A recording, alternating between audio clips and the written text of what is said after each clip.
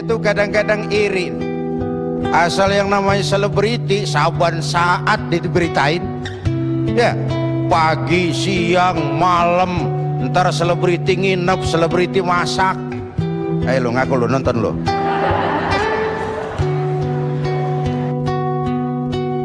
Zainuddin MZ, pendakwah yang sangat tersohor ini merupakan salah satu ulama besar Indonesia yang legendaris.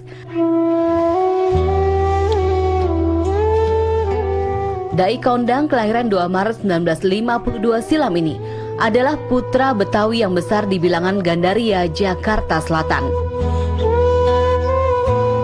Gaya ceramahnya yang khas dengan dialek Betawi serta diselingi bahasa sindiran sosial membuat sosoknya dekat di hati para jamaah. Dari ujung barat hingga timur Indonesia telah ia jelajahi. Tak ayal, julukan Dai Sejuta Umat pun melekat pada Dai yang meninggal pada tahun 2011 lalu ini. Ia, Zainuddin, memang sudah menyukai dunia dakwah sejak kecil.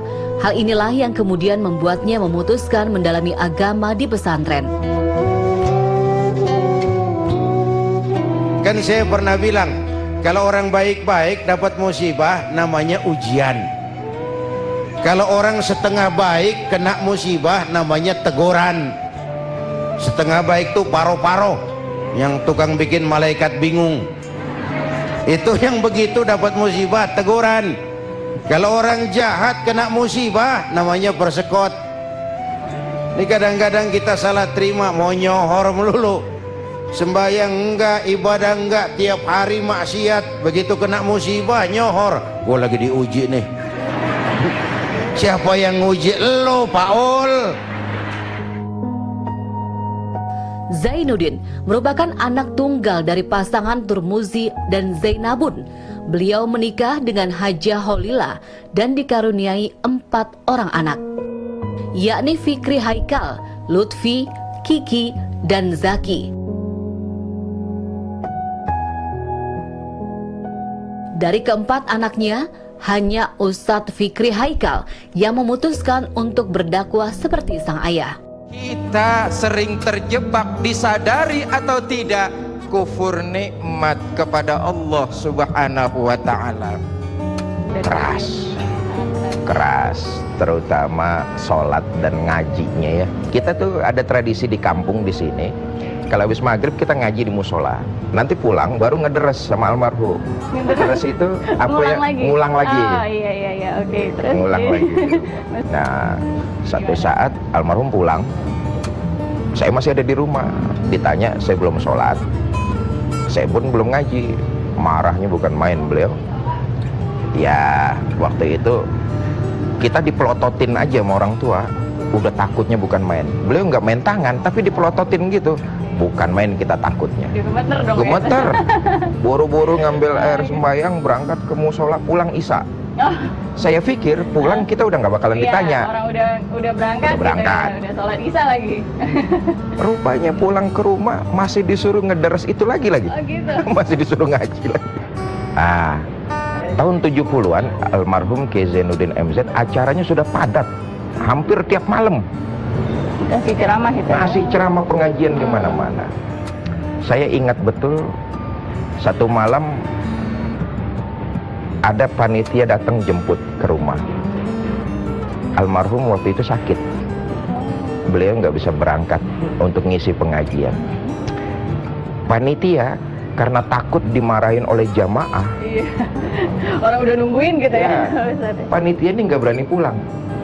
Sementara satu sisi panitia memaklumi kalau Kiai Zainuddin sedang sakit, nggak bisa, sakit. Tapi di sisi lain mereka takut dengan jamaah karena dianggap bohong. Iya. Ini panitia di rumah nangis. Iya. Ini awalnya Tempo. Majalah Tempo memberikan gelar Dai Sejuta Umat, dan sejak itulah kemudian orang menyematkan Dai Sejuta Umat di pundak beliau. Dan ini kita bisa lihat di sini bahwa dengan mendiang Gus Dur, mendiang Pak Harto, Pak Habibie, dan Ya, Pak Habibie. Dan dakwah pada saat tahun-tahun 70-80 enggak senyaman sekarang. Oke, terutama isi dakwah. Terutama isi dakwah. Karena Kita tahu tahun pasti 80, tahun 70 tuh ada subversif istilahnya.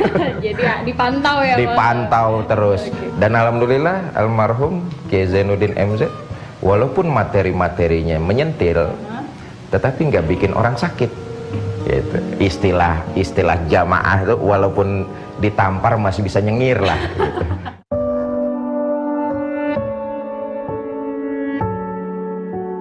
Almarhum Zainuddin MZ meninggal akibat serangan jantung pada 5 Juli 2011. Sesaat akan dibawa ke Rumah Sakit Pusat Pertamina Jakarta.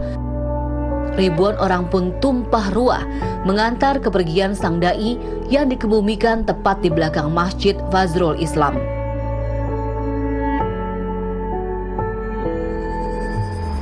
Disinilah almarhum dimakamkan di areal masjid sesuai dengan wasiat beliau yang disampaikan kepada Umi.